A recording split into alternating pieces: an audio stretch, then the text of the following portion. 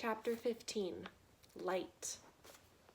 When Desperaux awoke, he was cupped in a large calloused hand of a human, and he was staring into the fire of one match. And beyond the match, there was a large dark eye looking directly at him. "A mouse with red thread," boomed a voice.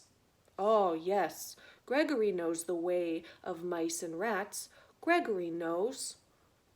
And Gregory has his own thread, marking him. See here, mouse?" And the match was held to a candle, and the candle sputtered to life, and Desperaux saw that there was a rope tied around the man's ankle. "Here is the difference between us.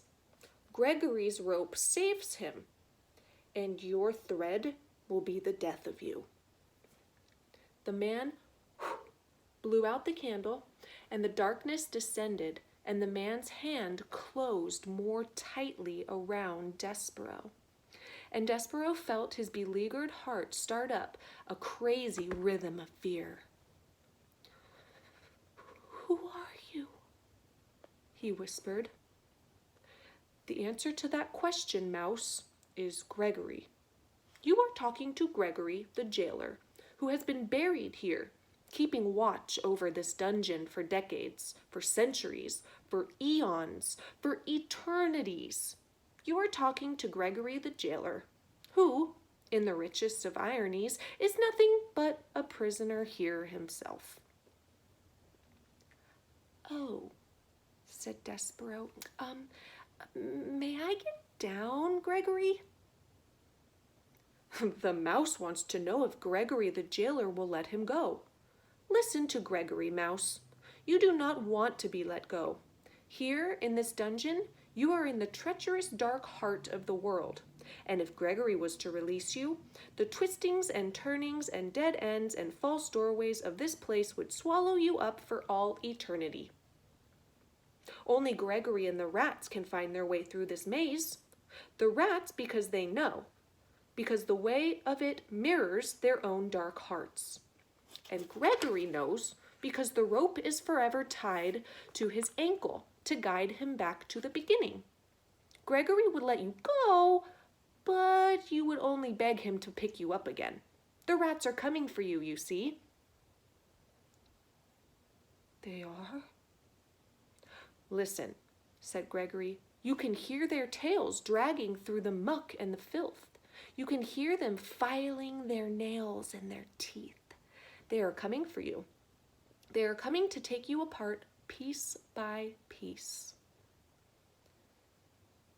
Desperaux listened, and he was quite certain that he heard the nails and the teeth of the rats, the sound of sharp things being made sharper.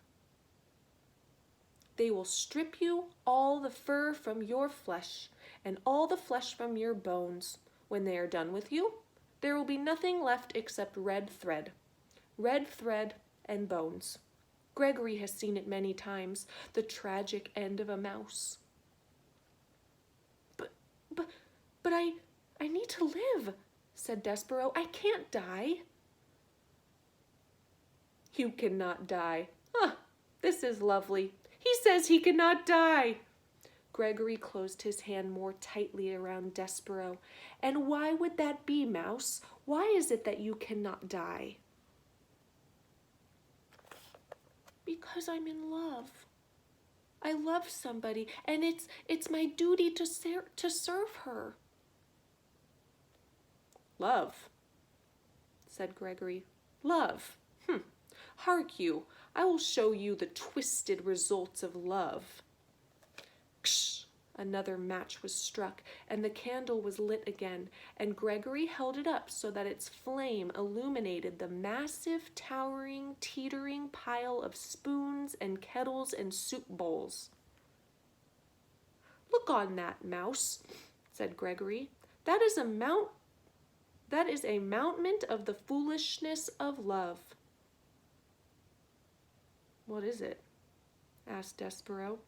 He stared at the great tower that reaches up, up, up into the blackness. "What it looks like. Spoons, bowls, kettles. All of them gathered here as hard evidence of the pain of loving a living thing.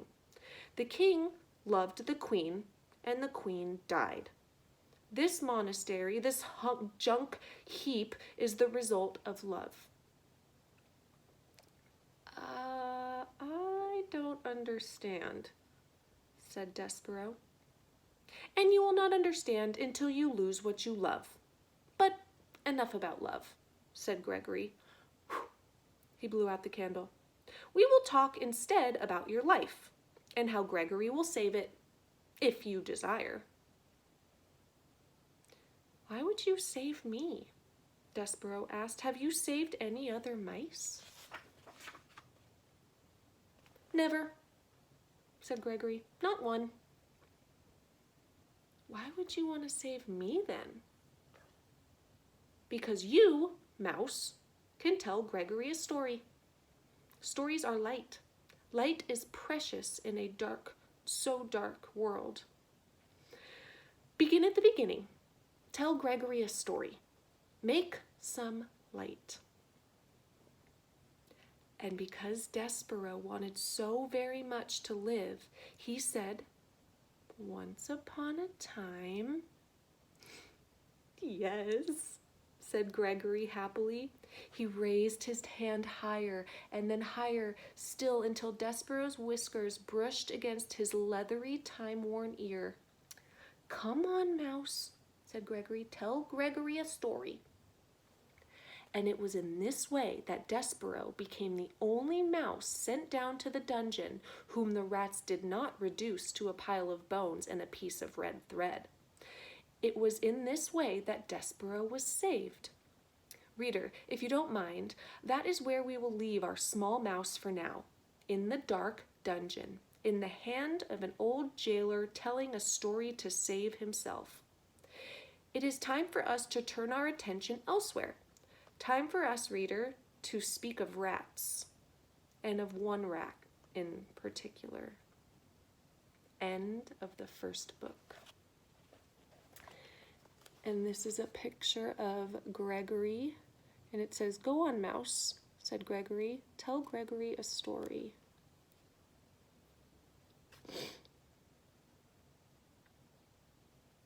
So this is the end of how I told you there's 4 different books.